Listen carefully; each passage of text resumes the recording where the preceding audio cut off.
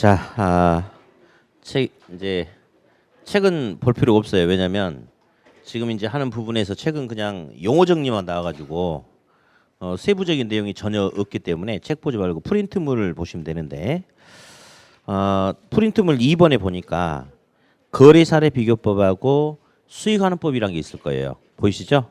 그럼 이제 두 번째 거래사례 비교법에 대해서 할 거예요. 요거 한 번만 더 읽을게요. 자, 시작. 시장성, 비교 방식, 거래사례 비교법, 비중 가격. 자, 이걸 하는데 두 번째는 거래사례. 이 부동산의 가격을 알아보기 위해서 이 부동산과 유사한 거래사례하고 비교해 가지고 가격을 알아보고자 한다. 거래사례 비교법. 그럼 이제 프린트물 그림을 잠깐 보니까 왼쪽에 부동산 하나 있죠. 저 초가집. 그러면 초가집 가격을 알아보려고 하는데 기아집이나 아파트하고 비교하면 안 되잖아요. 그래서 유사한 놈하고 비교를 해야 되니까 오른쪽에 보니까 매매 사례, 사례 부동산도 보니까 둘 다 초가집 맞아요? 그렇죠. 그래서 칠판 볼게요. 이 부동산의 값을 알아보고자 할 때는 자, 우리 저번 주에도 이야기했지만 시험에서 우리 학생들하고 시험장에서 쓰기로 약속한 용어가 있어요. 평가를 해야 되는 대상이 되는 부동산을 뭐라고 용어를 쓰기로 약속을 했냐면 대상 부동산이라는 용어를 쓰기로 약속을 했어요. 그래서 이 대상 부동산의 가격을 알아보려고 하면 이 대상 부동산과 위치라든지 유형이라든지 가격 수준 등이 유사한 매매 사례의 부동산하고 비교를 하는 거죠. 그래서 비교하고자 하는 이 부동산이 이렇게 있어요. 이 부동산이 만약에 1억이 팔렸다고 가정할게요. 그럼 이 부동산도 시험에 우리 약속한 용어가 있어요. 이 부동산의 이름을 우리 이렇게 하자. 비교가 되는 거래 사례 부동산. 그래서 줄여서 사례 부동산이라는 용어를 쓰기로 약속을 했어요. 매매 사례 부동산.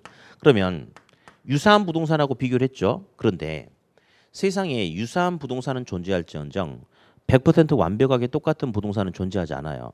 그래서 그 그림도 보니까 왼쪽 대상 부동산과 오른쪽 매매 사례 부동산을 보니 유사한 초가집이지만 차이가 있죠. 어떤 차이가 있어요? 그렇지. 담장이 있는데 없고 이런 차이가 있죠. 또 하나 지붕에 뭐가 있어요? 박이 있죠. 호박이라는 소리 하면 안 되고 박이 있어요. 박이. 그래서 이제 비교하다 보면 뭔가 이렇게 차이가 있겠죠. 차이가 문제가 있거나 또는 차이가 있어요. 이런 차이를 올바르게 수정 보정해 준다. 그걸 갖다가 이제 정상화라는 용어를 쓰기는 하는데 이 용어를 몰라도 전혀 문제는 안 돼요. 그래서 문제가 있는 것을 정상화시켜서 도출되는 구하는 가격 이름을 비슷한 놈하고 비교했으니까 그 가격도 그놈의 가격에 준해서 나온다. 비중 가격이다라고 이렇게 이야기를 해요. 자, 그러면 이 부동산의 가격은 사례 부동산이 1억에 팔렸으면 이 부동산도 1억 500, 9,800 이 정도면 비슷하게 나오는 거 맞죠? 그렇죠? 그래서 이 비중 가격은 매매 사례 부동산의 매매 사례 가격 1억 원을 기준으로 거기다가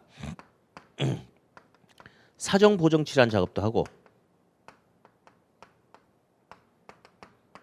시점 수정 칠한 작업도 하고 암기하는 거 아닙니다. 개별 요인 비교 칠한 작업도 하고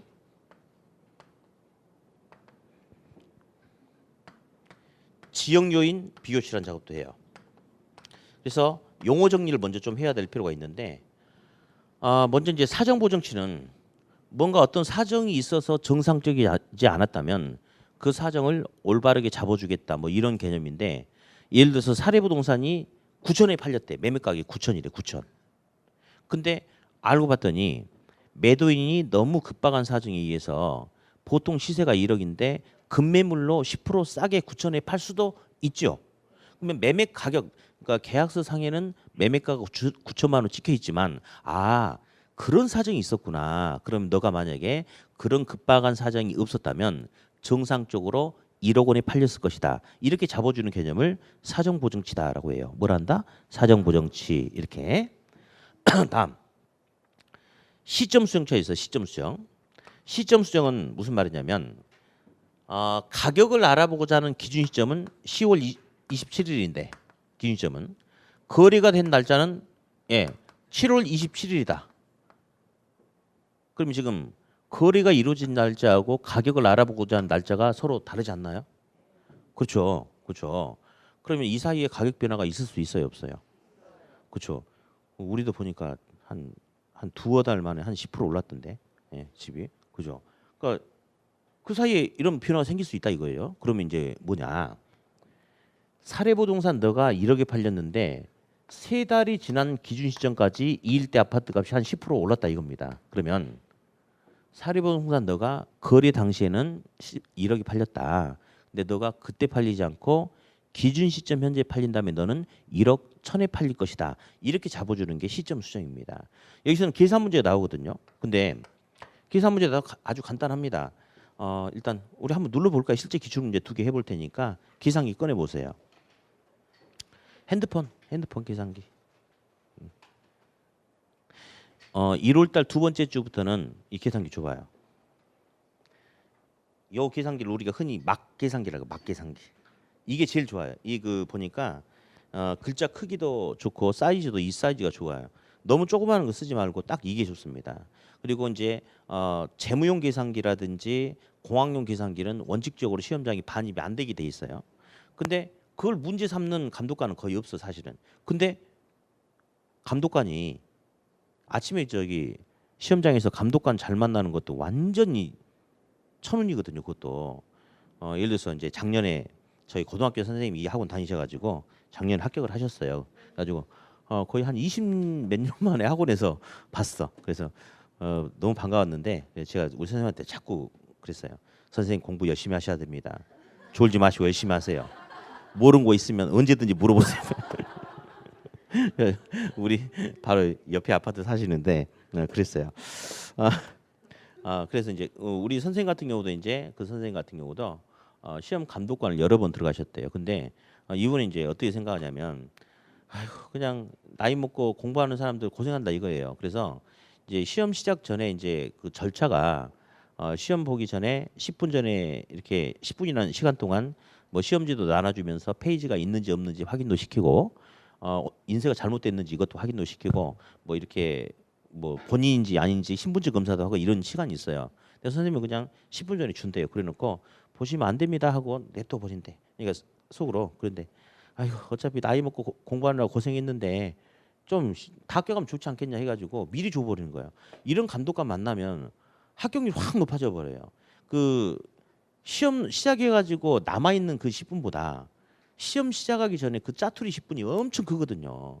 예를 들어서 자 10분 전입니다 그러면 못 풉니다. 이제 그때부터 쫄아가지고 10분 전입니다 그러면 그 10분 안에 10문제를 풀기가 힘들어 버려요. 근데 시험 시작하기 전에 5분만 줘도 10문제 이상 막 풀어볼 수 있거든요. 그러니까 그런 감독관 만나면 완전 대박 아닌가요? 그죠? 근데 그런 사람만 있는 건 아니에요. 감독관 중에 도끼 눈을 뜨고 난 그런 감독관들 보면 좀 인성이 문제가 있다 봐요. 저도 이제 자격증이 이제 13회 때 이제 땄는데 그 이후로 계속 시험장 가서 시험 봤어요. 이제 몇 년 전까지만 해도 자격증이 있어도 시험을 응시할 수 있었거든요. 그래가지고 계속 시험 보고 시험장에서 이제 해설 다 달아갖고 오고 맨날 그렇게 했는데 몇 년 전부터는 이제 자격증 있으면 저 시험 점수가 안 돼 버리더라고. 그래서 아예 못 들어가고 있는데 가끔 감독관 중에 어떤 사람 보면 도끼를 뜨면서 자 시험 보다가 부정행위하면 바로 뺏어버립니다. 그리고 5년 동안 향후 시험 응시 안 되는 거 아시죠? 지까지 이렇게 무슨 그딴 소리 하는 거예요. 그런 감독관이 있어요. 게다가 시험지도 땡 울리면 줘버리는 거예요. 그러니까 완전히 이쪽 교실은 10분 전에 주고 5분 전에 주고 여기는 땡 울리면 그때부터 주고 그러면서 계속 잔소리 하는 거예요. 부정행위 하시면 안 됩니다. 때려버리고 싶은데 그죠? 그러니까 어떤 감독관 만나느냐에 따라서 이것도 완전히 달라지거든요. 근데 만약에 하지 말라고 하는 짓은 안 하는 게 좋아요. 이제 재무용 계산기라든지 공학용 계산기는 원칙적으로 반입이 안 돼요. 근데 그걸 가지고 문제를 대부분 안 삼지만 문제 삼을 수도 있죠. 감독관이 오늘 아침에 와이프하고 싸우고 나왔어. 기분이 그런 거야. 그러면 걸리면 죽음이야 이렇게 생각하고 와봐. 뺏어버리면 어떻게 할 거야. 그리고 계산 문제가 예전에는 3억 곱하기 0.1 이런 식으로만 나왔어요. 매년 전만 해도 솔직히 계산기 필요 없어요. 근데 지금은 3억 곱하기 0.094393 이런 숫자를 준단 말이에요. 그러니까 이게 뭐가 어렵냐? 하나도 어려운 건 아니죠. 근데 계산기를 가지고 온 사람은 하되 안 갖고 온 사람은 어떻게 푸냐 이런 식으로 막 나오는데 그냥 계산기를 갖고 가셔야 되고 이런 계산기가 제일 좋습니다. 이게 제일 좋아요. 예. 그래서 또 이걸로 쓰시기 바래요. 그래서 1월 두 번째 주부터는 저 계산기 갖고 와요. 자, 이거 한번 해볼 텐데 시험에 나온 사례 2개 들어볼게요. 자, 2년 전에 2억 원에 건축이 됐어요. 거래가 됐어요. 근데 2년이 지났어. 그리고 매년 10%씩 올랐다라고 합시다. 그러면 10% 올랐으면 1.1이죠. 근데 매년 올랐어요. 2년 동안. 그럼 어떻게 해야 돼? 곱하기 1.1을 두 번 하면 되죠. 한번 해볼게요. 2억 곱하기 1.1 곱하기 1.1 한번 쳐봐요. 아침부터 막 억소리 나죠. 억소리. 곱하기 1.1 곱하기 1.1. 그러면 2억 4,200입니다. 2억 4,200. 그 평상시에 이제 계산기로 자꾸 수업하면서 숫자를 막 눌러봐야 돼요. 억 단위가 많이 나와요. 근데 억 단위를 계산기로 치려고 하는데 이 잘 안 해보신 분들은 막 2천만 원 치고 막 이랬습니다. 그래서 아무튼 그렇게 하시고 됐죠? 다음에 또 몇 년 전에 또 얼마 전에 이게 나왔어요. 표준지 공시지가가 200만 원이다. 200만 원. 근데 표준지 공시지가는 1월 1일 기준으로 공시하거든요. 근데 A란 토지 구하려고 하는 날짜가 8월 14일이라고 가정합시다. 이때부터 이 일대 지가는 5% 상승했다. 그러면 200만 원 곱하기 얼마 하면 돼? 1.05 하면 되죠. 눌러봐. 200만 원 곱하기 1.05. 그러면 210만 원 됩니까? 그래요. 그러니까 전혀 문제가 안 되는 거야. 이런 게 시점 수정이에요. 시점 수정. 그래서 이런 것만 나오니까 계산기만 있으면 전혀 문제가 안 됩니다. 네. 다음. 개별 요인 비교치는 이제 용어만 나와요. 뭐 어떤 거냐면 대상 부동산과 사례 부동산의 개별적인 상태만 본대. 지역의 상황을 보지 않고. 너 동향이야, 남향이야. 너 주차 공간 어때? 너 관리 상태가 양호하니? 그렇지 않니? 너 인테리어 했어? 나는 안 했어. 너 조망권은 좋아, 나빠? 일조권은, 통풍은 이런 것들. 이런 개별적인 상태를 비교하는 게 개별 요인 비교치고 이 중에 제일 중요한 게 뭘 것 같아요? 그렇죠. 이게 제일 중요하죠. 왜 중요해요? 색깔이 다르잖아요. 색깔이 다르잖아. 색깔이 이게 제일 중요해요. 저번 주에 우리 인근 지역과 유사 지역 들어봤어요. 자, 평가하고자 하는 대상 부동산이 속해 있는 그 동네가 인근 지역이고 인근 지역과 유사한 지역이 유사 지역이에요. 유사 지역. 이런 지역이 유사 지역. 근데 중요한 사실은 제가 저번 주에도 자꾸 이야기했지만 유사 지역은 인근 지역과 유사한 지역이지 동일한 같은 지역은 아니에요. 단지 유사할 뿐이라고 그랬어요. 그러면 지역 요인 비교치는 이 지역에 학교, 공원 등이 들어서면 또 이쪽 지역은 좋은 학교, 좋은 공원이 있는데 다른 지역은 그렇지 않다. 그러면 서로 지역적인 요인의 차이가 달라짐에 따라서 가격이 달라질 수 있어요, 없어요? 있죠. 똑같은 대방 노블랜드 브랜드를 가진 아파트인데 요 동네는 좋은 학교가 있는 지역에 대방이 있고 이쪽은 좋은 학교 없는 지역에 대방이 있다. 그러면 똑같은 품질의 물건이지만 지역적인 요인의 차이가 달라짐에 따라서 가격이 달라질 수 있잖아요. 그런 차이를 반영해서 수정하는 것을 지역 요인 비교치다. 그렇게 이야기를 한단 말이에요. 자, 그러면 여기서는 이제 방금 이야기했던 이 개념과 함께 뭐를 알아야 되냐면 이 부동산의 가격을 알아보려고 하는데 사례 부동산을 그 동네가 아니고 유사 지역에서 사례 부동산을 선정하면 서로 똑같은 지역에 있어요? 다른 지역에 있어요? 다른 지역에 있죠? 그러면 지역적인 요인의 차이가 있어 없어? 있죠. 그러면 지역 요인 비교를 해야 돼, 안 해야 돼? 해야 해요. 다른 지역이니까. 근데 만약에 같은 동일한 인근 지역 내에서 사례를 선정할 수도 있겠죠. 당연히 대방 노블랜드 201동 702호 가격을 알아보려고 하는데 바로 옆 동에 202동 802호 바로 그 동네잖아. 그 단지. 그러면 같은 그 동네에 있기 때문에 지역적인 요인의 차이가 있다 없다? 없다. 그러면 지역 요인 비교를 생략해도 된다. 이렇게 하는 거거든요. 그래서 나중에 책에다 제가 밑줄 그어줄 거예요. 유사 지역 내에서 사례 부동산을 선정해서 비교할 경우에는 지역 요인 비교치를 생략하면 안 되지만, 그렇죠?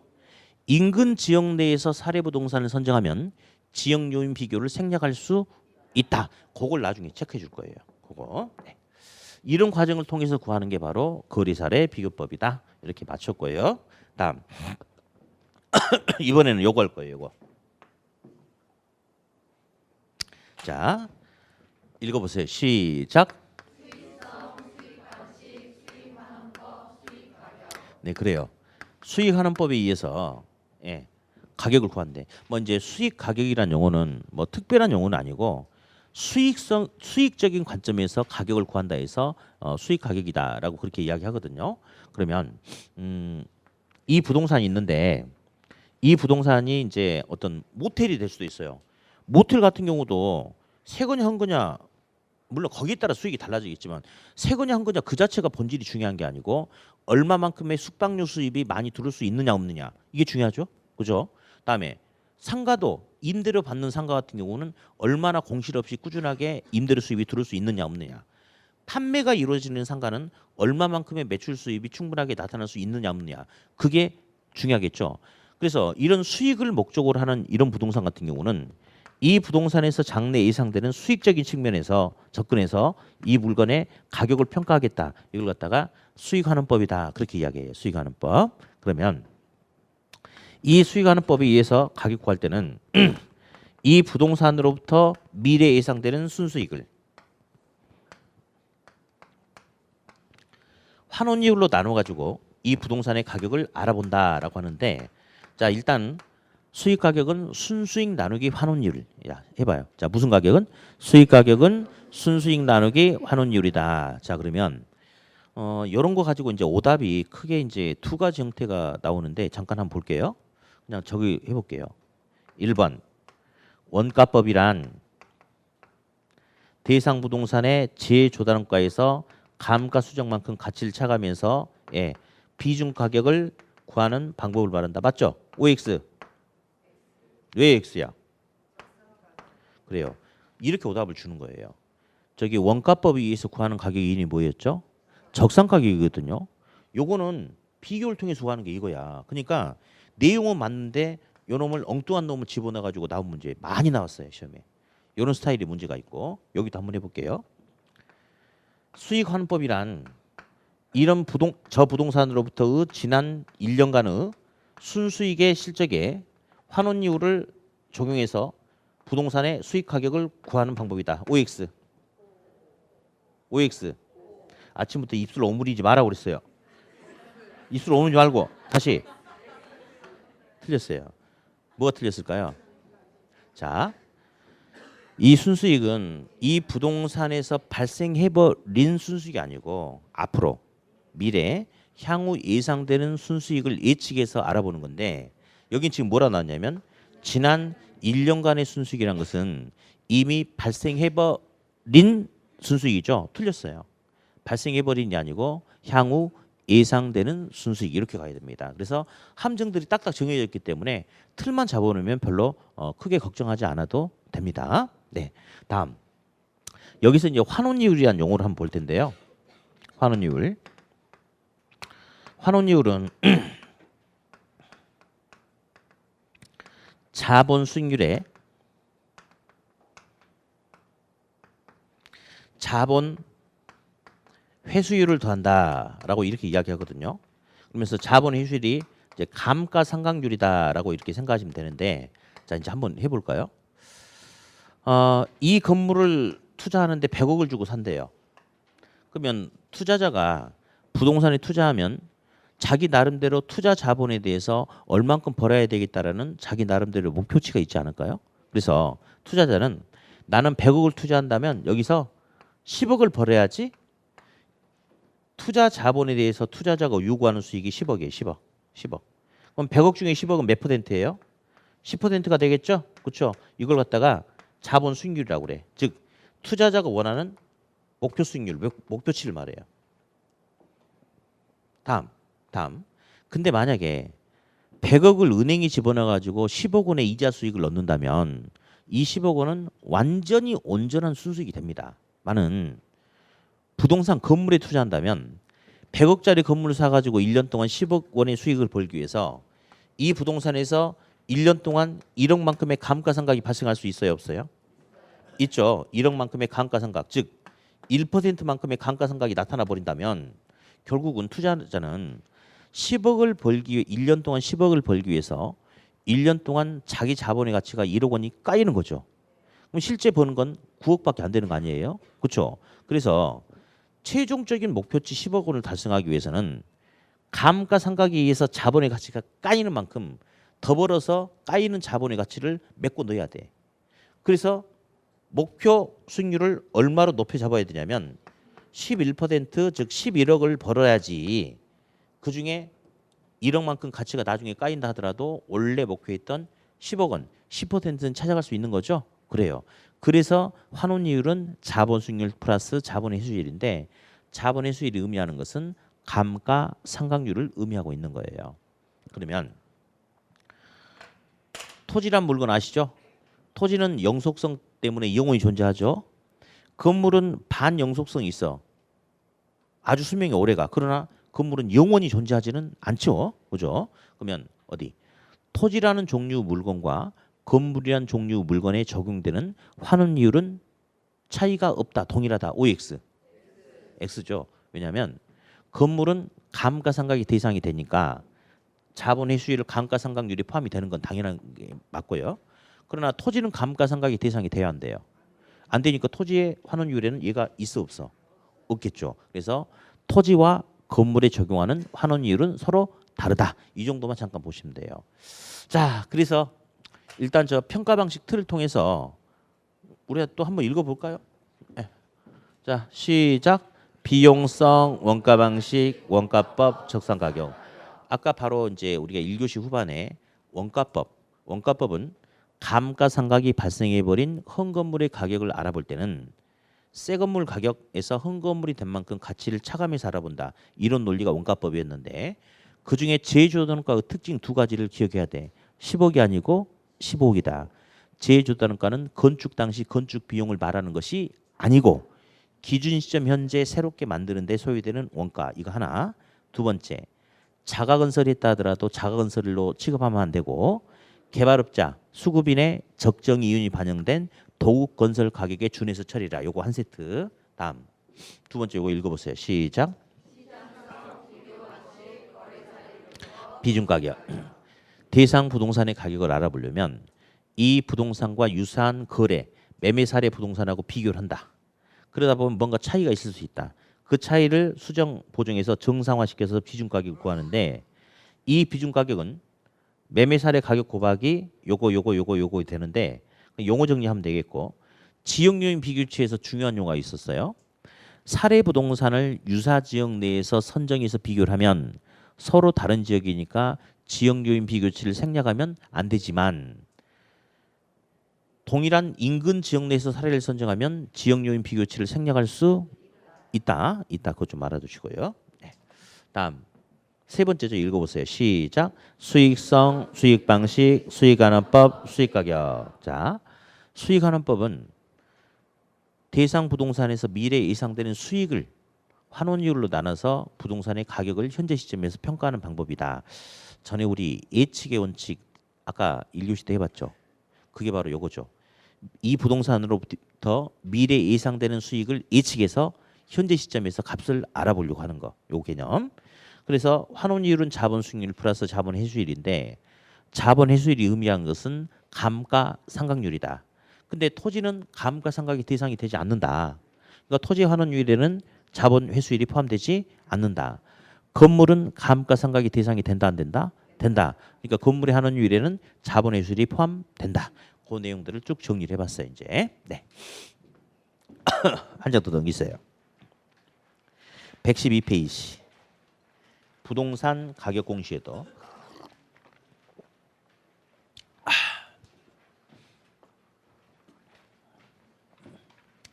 그 표를 암기를 해야 돼요. 암기.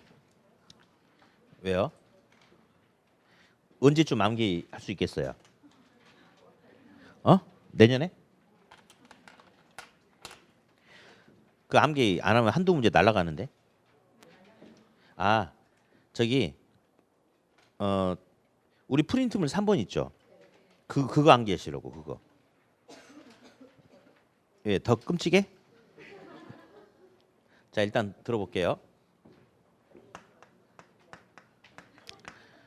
부동산 가격 공시제도가 있는데 이제 부동산의 가격을 알려주겠대요. 예, 크게 이제 두 가지 측면이 있는데요.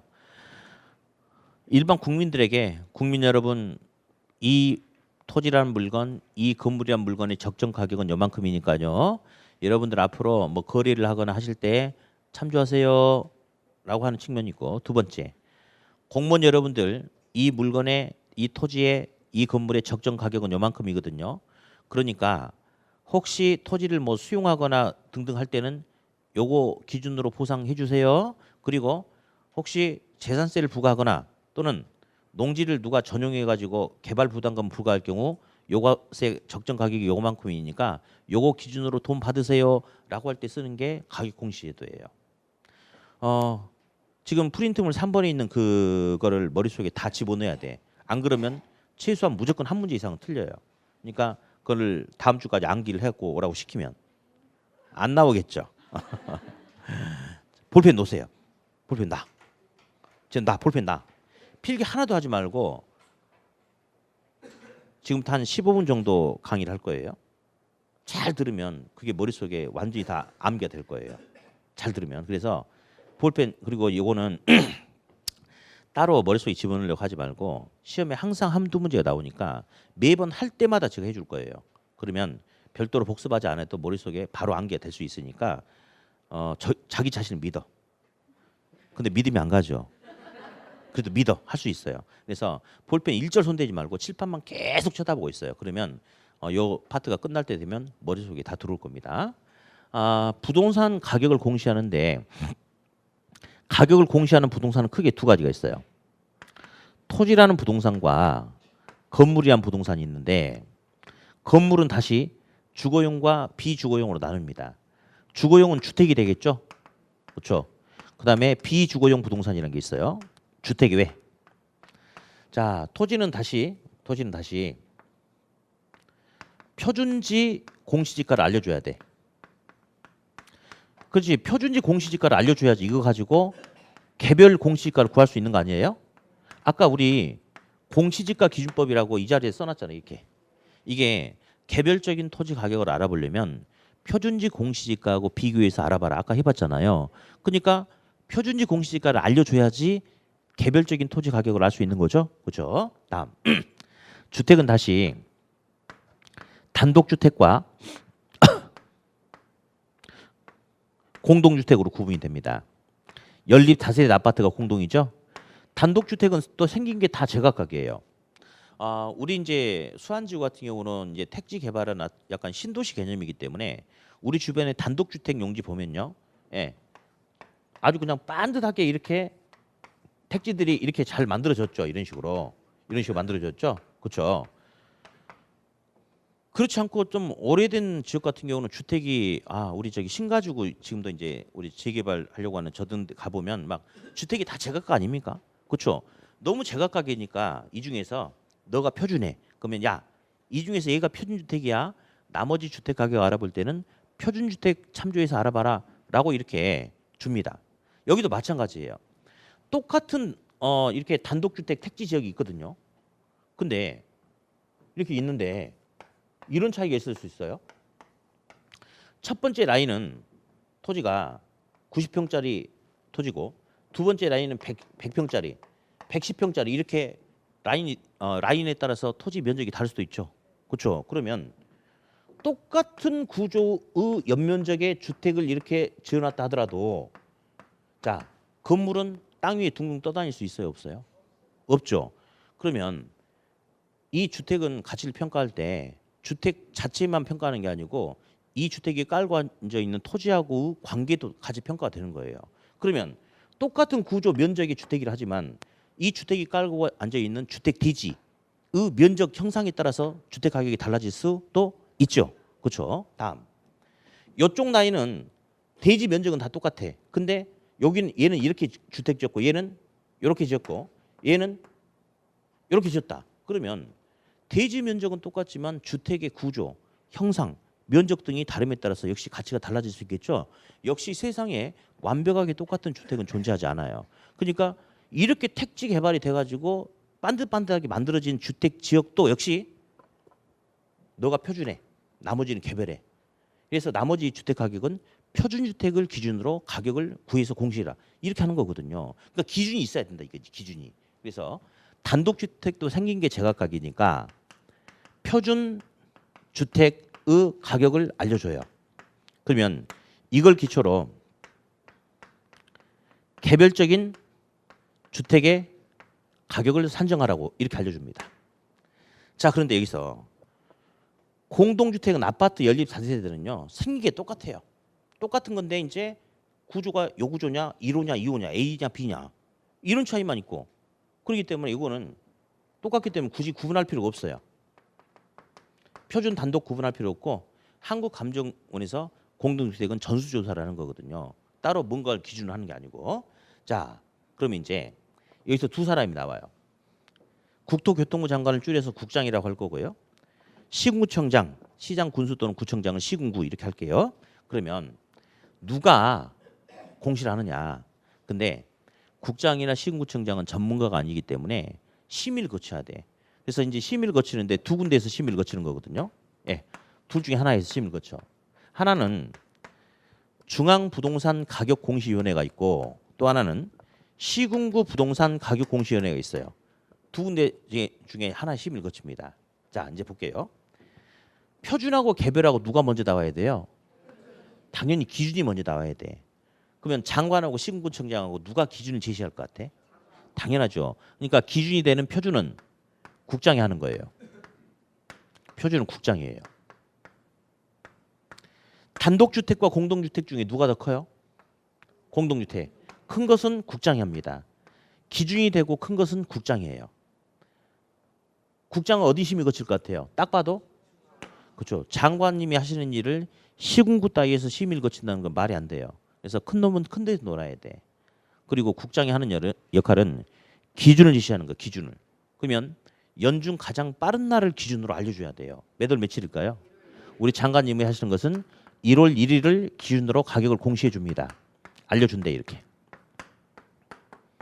그러면 장관님이 기준을 제시했으면 개별적인 토지, 개별적인 건물, 주택 가격은 누가 구해야 되겠어?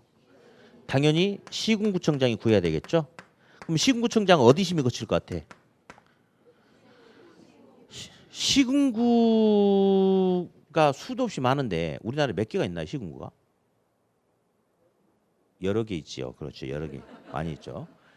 근데 거기서 하는 일을 중앙에서 일일이 심의 거친다 말 안 되겠죠? 그래서 작은 놈은 작은 데서 놀아야 돼. 여기 심의를 거쳐. 근데 주택은 그래도 건물은 대부분 밀집돼 있어요. 그래서 한 4달이면 된대. 몇 월 며칠까지. 건물은 4월 30일까지예요. 근데 이건 땅이죠. 땅. 공시 지가 땅. 땅은 너무 각양각색. 온천지가 땅 아닌가요? 그러니까 주택 구하는 것보다 시간이 좀 더 걸린대.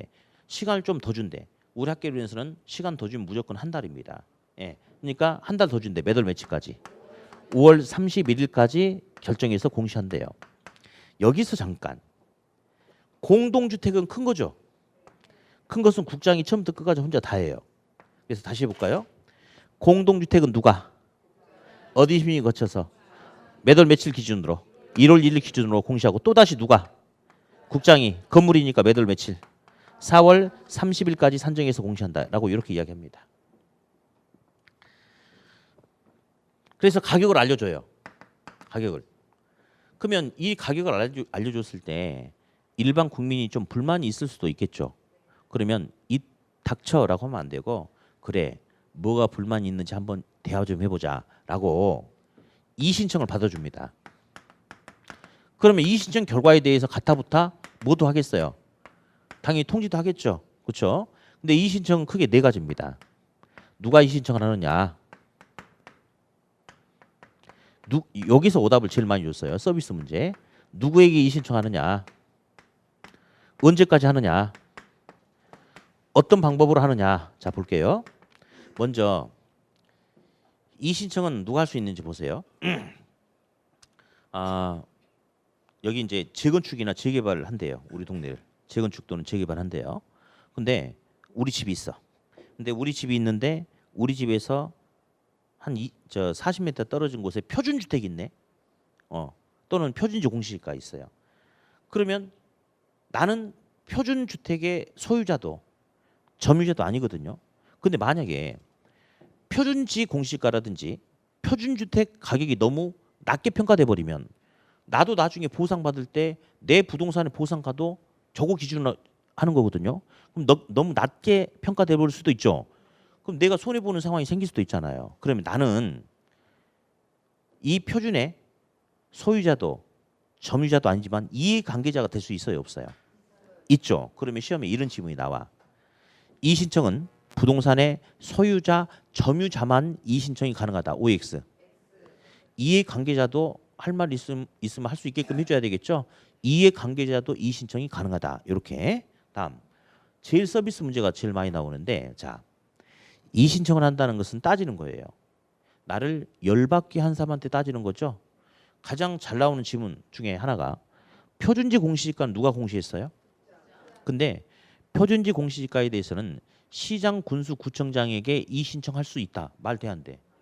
국장이 했는데 시군구청장한테 따져봐야 필요 없는 거죠? 다시 개별 공시지가 이 신청 누가 했어요? 시군구청장. 근데 시험에 개별 공시지가에 대해서는 국토교통부 장관에게 이 신청할 수 있다. 맞아, 틀려?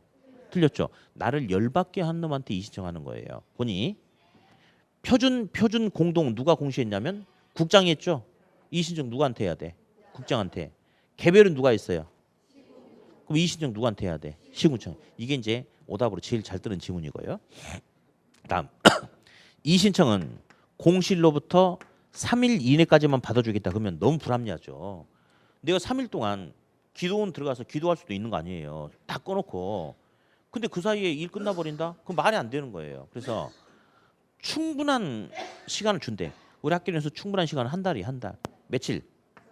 공실로부터 30일 이내에 이 신청할 수 있게끔 해주고 어떤 방법으로 이 신청하느냐. 만약에 일일이 와서 구두 진술하라고 하면 막 가가지고 이야기하다 말 안 통하면 막 때려버리고 싸우고 막 시끌시끌 할 거 아니에요. 그렇죠? 그리고 이제 말을 조리 있게 잘한 사람은 나 어디 사는 사람인데 어디 소지하는 물건에 대해서 뭐가 불만이 있으니까 요거 요렇게 해주세요라고 하는데 말을 조리 있게 못하는 사람 막 말하다 어버버버버 하면 막 시끄러울 거 아니에요. 그래서 구두로 하는 게 아니고 이 신청 양식서 서면이 있어요. 서면. 그래서 여기다가 어디 소지하는 어떤 물건에 대해서 누가 뭐에 대해서 뭐가 불만이 있는지 써서 하래요. 이렇게. 다음. 그럼 그 결과에 대해서 통지도 해야 되겠죠. 똑같이 하겠대요. 너도 30일 이내면 나도 이 신청 만료일로부터 30일 이내에 통지해주고 너도 서면으로 했으면 나도 어떻게 통지한다? 서면으로 통지한다. 이렇게 하는 겁니다. 다시 한번 해볼게요. 표준 공동 큰 건 누가 한다? 국장 어디 심의? 국장은 기준을 제시하니까 몇 월 며칠 기준? 1월 1일. 다음 개별은 누가 한다? 시군구청장. 시군구청장 어디 심의? 시군구 심의. 주택 건물은 몇 월까지? 4월 30일까지. 토지는 한 달 더. 5월 31일까지. 공동주택은 큰 거죠? 처음부터 끝까지 누가 다 한다? 국장. 누가? 국장이. 어디 심의? 몇 월 며칠 기준? 1월 1일 기준. 또다시 누가? 국장이 4월 30일까지 산정해서 공시하고 이 신청은 소유자, 점유자 외 이해관계자도 할 수 있고 나 열받게 한 놈한테 이 신청하라고 그랬죠? 자, 공동주택 이 신청은 누구한테? 국장. 개별주택 가격은? 개별 공시지가는? 표준주택 가격. 표준지 공시지가. 국장한테 이 신청하고 며칠 내에? 30일. 어떻게? 서면. 통지도 어떻게? 30일 내에 서면으로. 잠깐만. 비주거용 부동산이란 게 있는데요. 선생님, 비주거용 부동산이 뭡니까? 라고 물어보면 안 돼요. 그건 실례예요. 책에 뭔지 안 나왔어요. 나중에 책에도. 그냥 아마 주거용 아니면 나머지가 다 비주거용이겠지 뭐. 뭐 창고라든지 뭐 공장이라든지 상가라든지 뭐 그냥 보통의 건물 뭐 이런 사무실 뭐 이런 거겠지 뭐. 이게 비주거용이에요. 근데 비주거용 부동산 중에 이제 표준 부동산이란 것도 있고 개별 부동산이란 것도 있고 비주거용 집합부동산이란 것도 있대요. 자, 잠깐만. 선생님 비주거용 부동산 중에 표준 부동산이 뭡니까? 그런 것도 역시 물어보면 안 돼요. 책에 안 나왔어. 그냥 뭐 공장 단지가 있으면 공장이 쭉 있으면 그 중에 아씨 누가 뭐 기준 삼을 거 아니에요. 그럼 얘가 표준이다. 그러면 그게 표준 부동산이겠지 뭐. 그럼 얘가 표준이면 나머지는 무슨 부동산이겠어? 그렇지 나머지가 개별이겠지 뭐. 뭐 그런 말 아니겠어요? 선생님 비주거용 집합부동산이 뭡니까? 이런 것도 물어보면 돼 안 돼? 안 돼. 그것도 나도 몰라. 뭐 안 나왔거든. 나 아마 대충 생각해도 뭐 몇 층짜리 뭐 상가락 뭐 집합 뭐 이런 거 아니겠어요? 뭐 아파트용 공장이라 등등 그런 거야. 근데 그런 건 아무 의미가 없고 자 책 보지 말고 찍어요. 비주거용 표준 부동산 누가 어디 심의 매월 며칠 기준 딩동댕 맞았어. 비주거용 개별 부동산 누구 어디 심의 시군구 심의 요거 건물이죠. 매월 며칠 4월 30 딩동댕 맞았어. 이 비주거용 집합부동산 누가 할 것 같아? 국장. 닮았잖아 이렇게. 어디 심의? 매월 며칠 기준? 또다시 누가? 매월 며칠까지? 똑같아요. 그리고 있잖아요.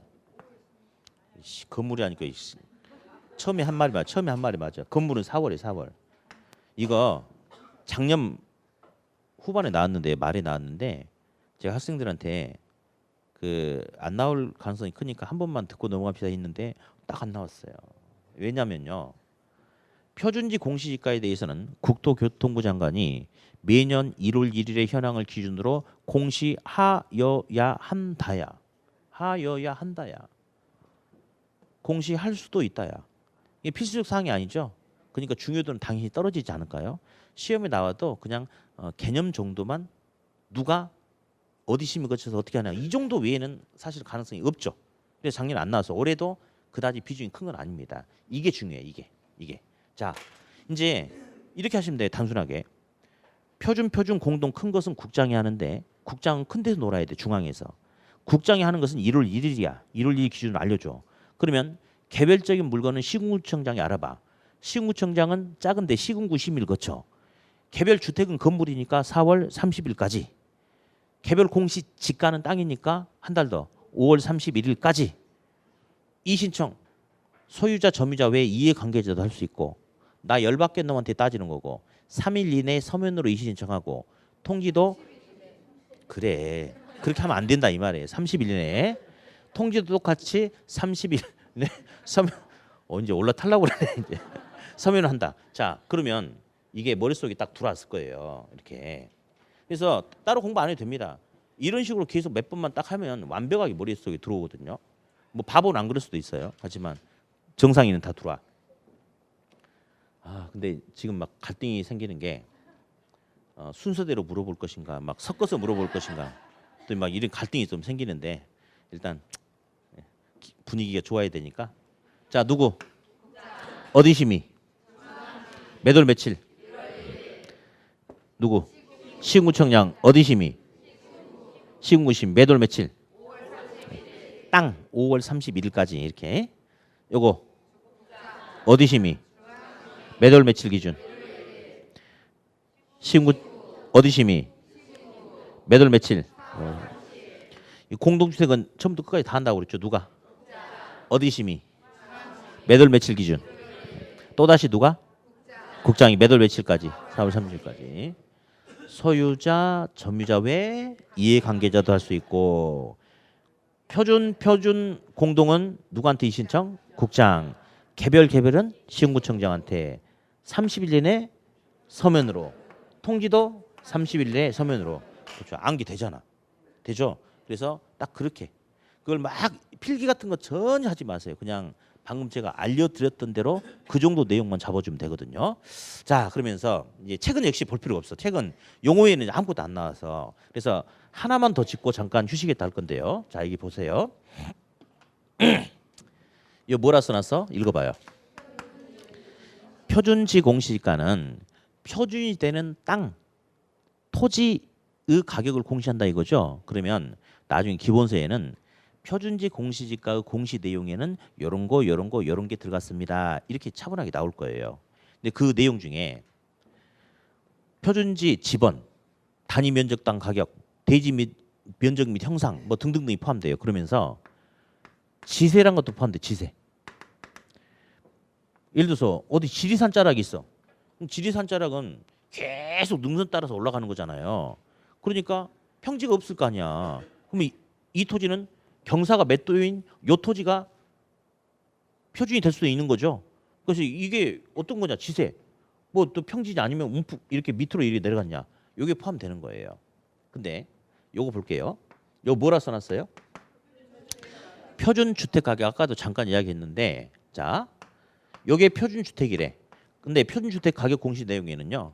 건물의 구조, 면적, 사용 승인일 등등등 면적 등등 다 포함돼. 근데 건물은 혼자 공중에 떠다닐 수 없고 토지하고 같이 맞물려 있는 거죠. 그렇죠? 그러면 이 똑같은 건물인데 똑같은 구조 건물인데 이 건물이 깔고 앉아 있는 이 토지가 면적이 어떻고 예, 형상이 어떻고 거기에 따라서 이 건물 가격도 달라질 수 있겠죠. 그래서 표준주택 가격 공시에는 대지 면적 및 형상도 포함됩니다. 그리고 근데 표준주택 가격에는 지세가 포함되지 않아요. 지세가. 왜 그러냐면요. 자, 다시 표준지 공시지가에는 지세가 포함돼야 안 돼. 되죠. 근데 표준주택 기타 개별주자 건물 가격에는 건물 가격 공시에는 지세가 포함되지 않거든요. 왜 그런지 볼까요?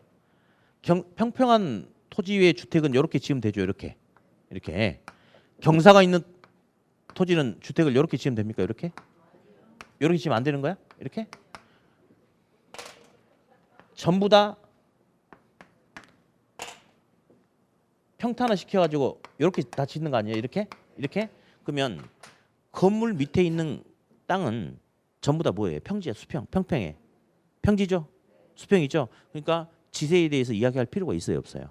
없죠. 그래서 예, 표준지 공시지가에는 지세가 공시 내용이 지세가 포함되지만 건물 표준주택 가격에는 지세가 포함된다 안 된다? 안 된다. 그 소리 나중에 책에다 별도로 체크해 드릴게요. 네. 자, 그러면 이제 책을 어디를 보시냐면요. 아, 뭐가? 37페이지 펴놓고 잠깐 휴식했다가 하겠습니다. 예.